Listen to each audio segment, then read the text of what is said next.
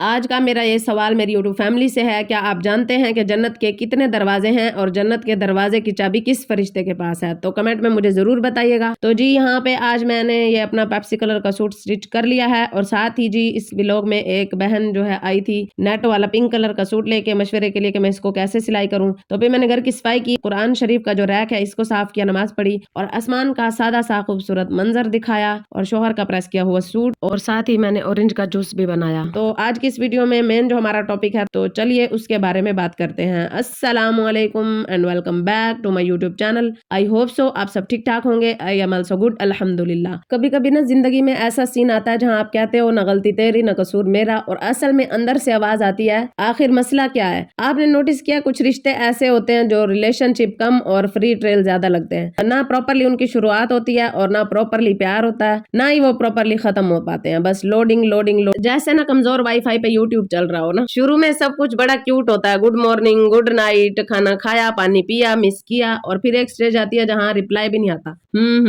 بس یہی جیسے نا پورا ریلیشن شپ دفن ہو گیا ہو۔ پھر آپ پوچھتے ہو کیا ہوا، ناراض ہو؟ تو سامنے والا کہتا نہیں، اور یہی نہیں تو دنیا کا سب سے ڈینجرس جھوٹ ہوتا ہے۔ پھر آپ سوچ رہے ہوتے میں نے کیا کیا، اور سامنے والا سوچ رہا ہوتا ہے پتہ نہیں لیکن ایٹیٹیوڈ تو دینا ہی تھا اس کو۔ کبھی نوٹس کیا کچھ لوگ نا ریلیشن شپ میں ایسے بلیو کرتے ہیں جیسے گروپ چیٹ میں موجود بھی ہوں گے، آن لائن بھی ہوں گے، سب کچھ دیکھ بھی رہے ہوں گے، لیکن ریپلائی نہیں دیں گے۔ ریپلائی جو ہے وہ قیامت کے دن دیں گے۔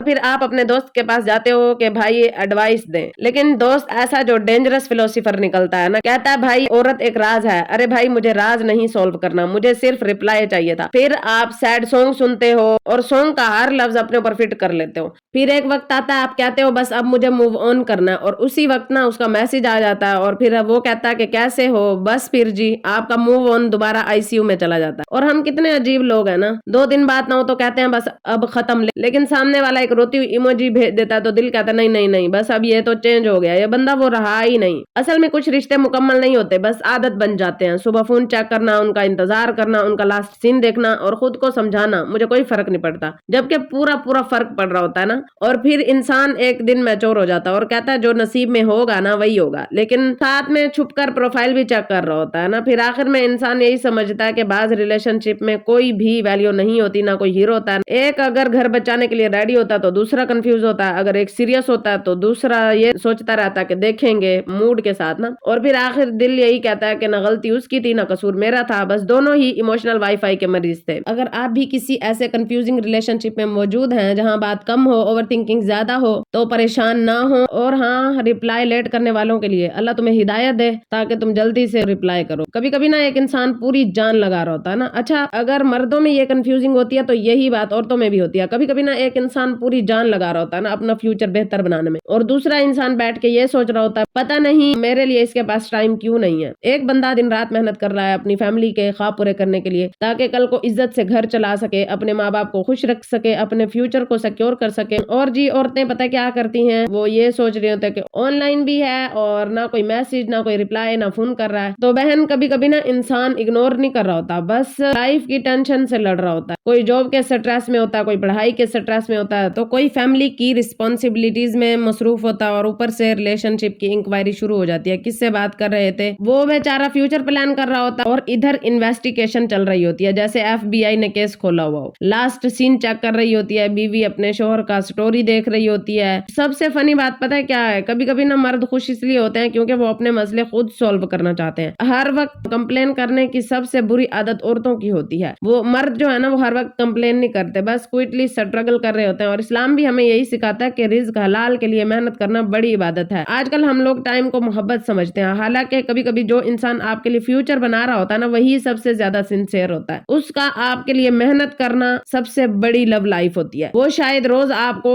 پیار کی بات نہ کہہ سکے، لیکن وہ آپ کے لیے اوور ٹائم دے کر اپنا کام کر رہا ہے۔ وہ شاید ہر وقت کال نہ کر سکے، لیکن دل میں پلان یہی ہوتا ہے کہ ایک دن میں اپنی فیملی کے لیے کچھ بہتر کروں گا۔ اور ادھر ہم کیا کرتے ہیں، آپ بدل گئے ہو بھائی، بندہ नहीं बदल रहा, बस जिम्मेदारियां ओवर हो जाती हैं, तो उन जिम्मेदारियों को सबसे बड़ी जो जिम्मेदारी होती है ना निभाने की, वो मर्द के सर पे होती है। हाँ, बैलेंस होना भी जरूरी है, ये नहीं कि फ्यूचर के चक्कर में अपनों को ही भूल जाओ। इस्लाम भी यही सिखाता है कि रिश्तों को वक्त दो, नरमी से बात करो, किसी का दिल ना तोड़ो। लेकिन हर खामोशी बेवफाई नहीं होती, कभी कभी खामोश इंसान सबसे ज्यादा थका हुआ होता है। फिर एक दिन हकीकत समझ आती है कि मैच्योर लव सिर्फ गुड मॉर्निंग से नहीं चलता, बल्कि सब्र और ट्रस्ट से और अंडरस्टैंडिंग से चलता है।